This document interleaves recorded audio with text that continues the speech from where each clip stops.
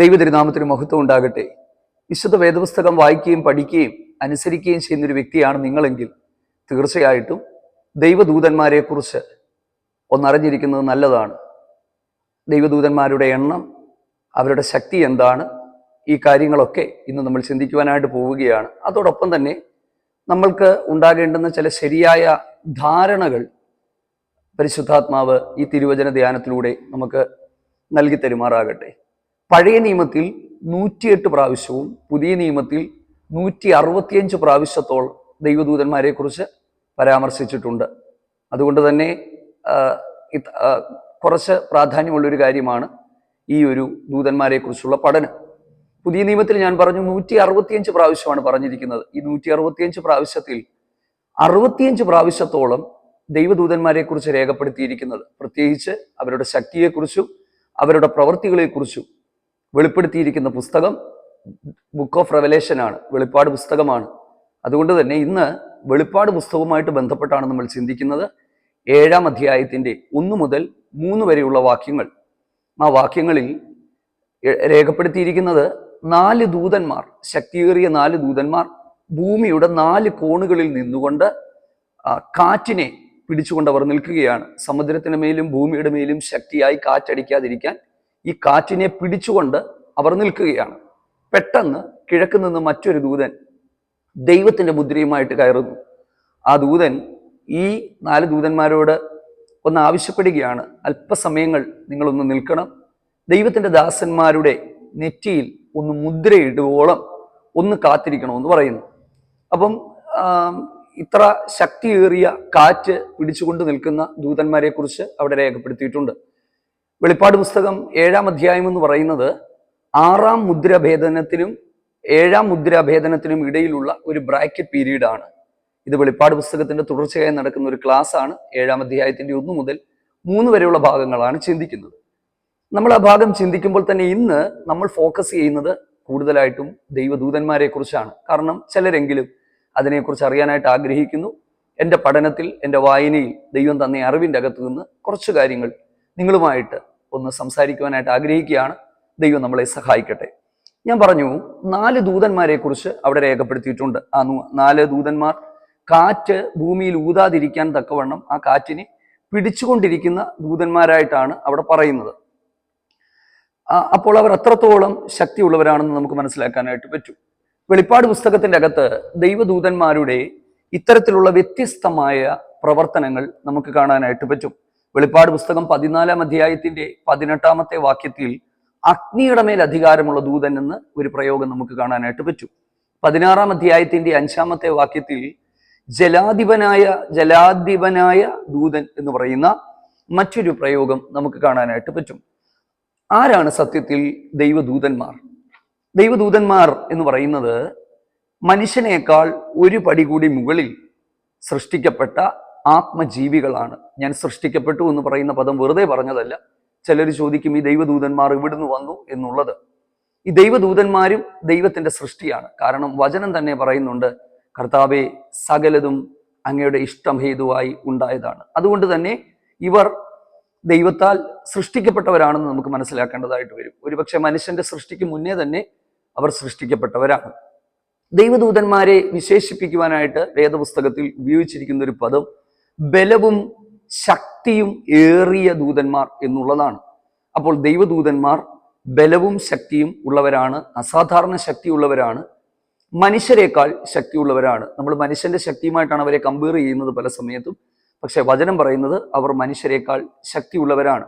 പക്ഷേ ദൈവത്തോളം ശക്തിയുള്ളവരല്ല എന്ന് നമ്മൾ മനസ്സിലാക്കുക. ദൈവദൂതന്മാരുടെ ശക്തിയെക്കുറിച്ച് നമുക്ക് ഒന്നാമത് ചിന്തിക്കാം. വേദപുസ്തകത്തിന്റെ അകത്ത് എന്താണ് അവരുടെ ശക്തിയെക്കുറിച്ച് പറഞ്ഞിരിക്കുന്നത്? ഒരുപാട് സ്ഥലങ്ങളിൽ ഒരുപാട് പരാമർശങ്ങൾ ഇതിനെക്കുറിച്ചുണ്ട്. ഇതെല്ലാം ഒന്നും നമുക്ക് ഇന്ന് ചിന്തിക്കാനായിട്ട് പറ്റത്തില്ല. പക്ഷേ കുറച്ച് കാര്യങ്ങൾ നമ്മൾ വേഗത്തിൽ ചിന്തിക്കുവാനായിട്ട് പോവുകയാണ്. വേദപുസ്തകത്തിന്റെ അകത്ത് രേഖപ്പെടുത്തിയിരിക്കുന്ന ഒരുപാട് ഭാഗങ്ങൾ ഉണ്ട്. ഒരു ദൈവദൂതന്റെ ശക്തി മനസ്സിലാക്കണമെങ്കിൽ ഒരൊറ്റ ഭാഗത്തിലേക്ക് നമ്മൾ വന്നാൽ മതിയാകും. അശൂർ പാളയത്തിൽ യഹോവയുടെ ദൂതൻ പുറപ്പെട്ട് ഒറ്റ രാത്രി കൊണ്ട് 1,75,000 ആളുകളെയാണ് സംഹരിച്ചത്. അത് ഹിസ്കിയാവിന്റെ ഭരണകാലത്ത് നടന്നൊരു സംഭവമാണത്. അപ്പോൾ ദൈവദൂതനാൽ അവർ കൊല്ലപ്പെട്ടു എന്ന് പറയുമ്പോഴും അതിനെക്കുറിച്ച് ചില ചരിത്ര രേഖകളുണ്ട്. ആ രേഖകളിൽ രേഖപ്പെടുത്തിയിരിക്കുന്നത് എന്താണെന്നറിയാമോ?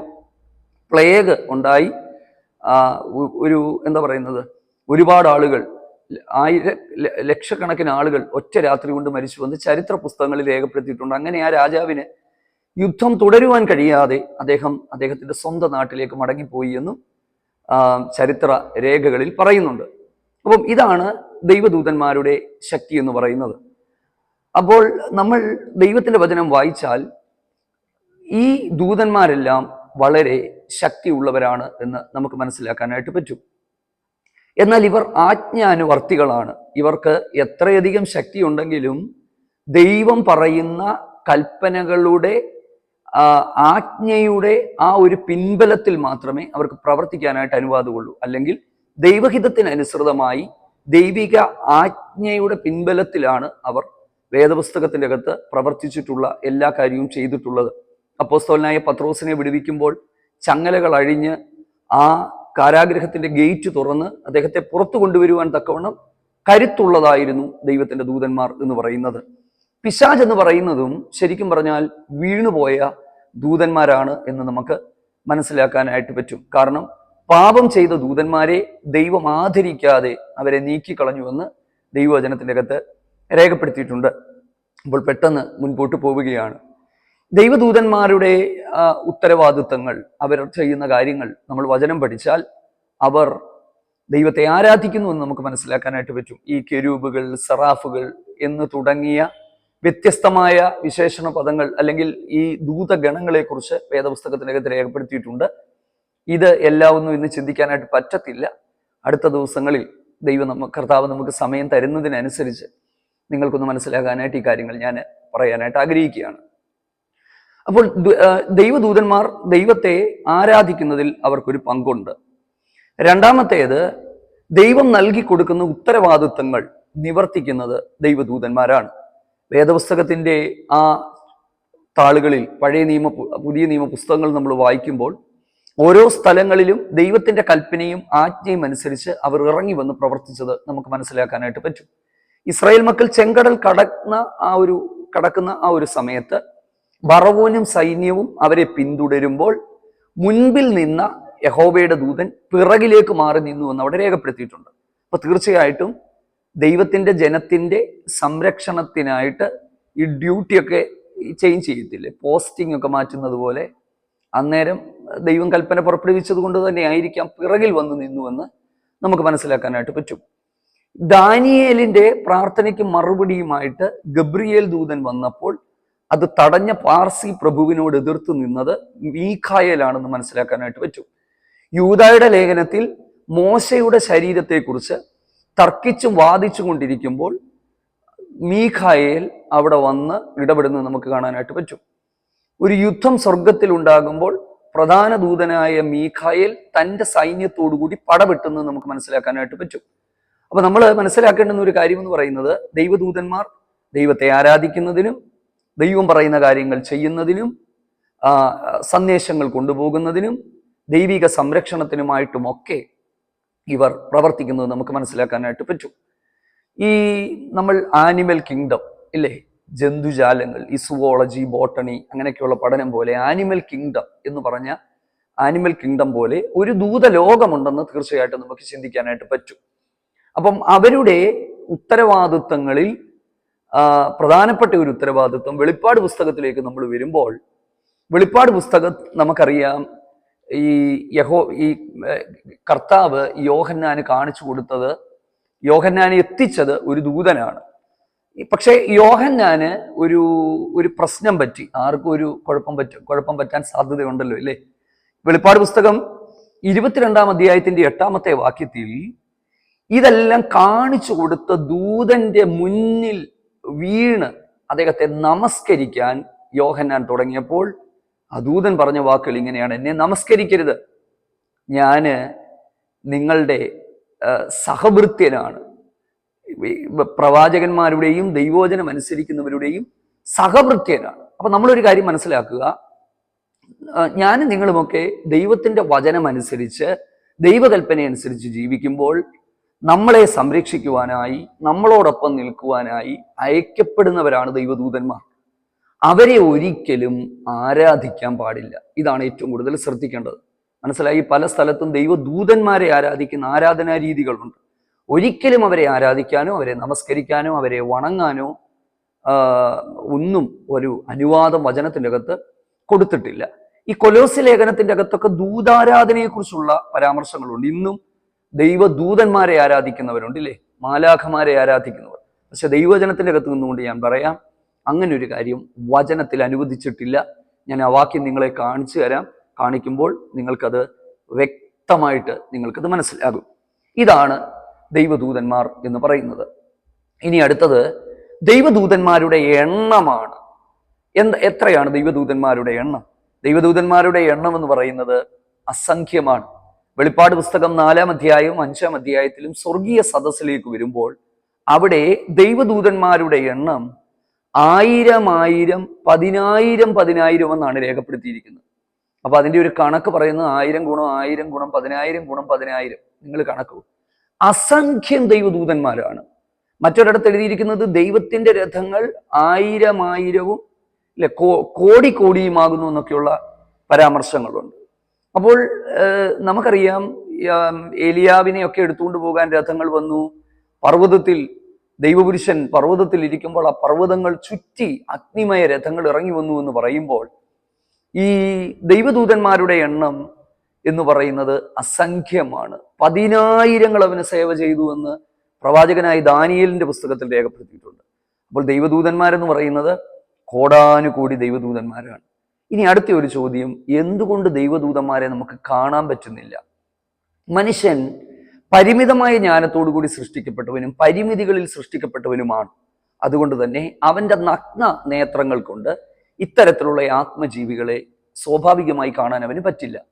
പക്ഷെ ദൈവം അനുവദിച്ചു കൊടുക്കുന്ന സാഹചര്യങ്ങളിൽ കാണാനായിട്ട് പറ്റും. പല സ്ഥലങ്ങളിലും മനുഷ്യരൂപത്തിൽ അവർ വന്നതായി നമ്മൾ കാണുന്നുണ്ട്, കാണാൻ ദൈവം അനുവദിച്ചതായിട്ട് കാണുന്നുണ്ട്. അനേക ദൈവദാസന്മാർ പലരും ദൈവദൂതന്മാരെ കണ്ടതായി അവർ അവകാശപ്പെടുന്നുണ്ട്. എന്തുമായിക്കൊള്ളട്ടെ, ദൈവം അനുവദിച്ചെങ്കിൽ മാത്രമേ ഈ കാര്യം നമുക്ക് കാണാനായിട്ട് പറ്റത്തുള്ളൂ എന്നുള്ളതാണ്. അവരുണ്ട്, പക്ഷെ അത് കാണാനായിട്ട് നമുക്ക് പറ്റുന്നില്ല.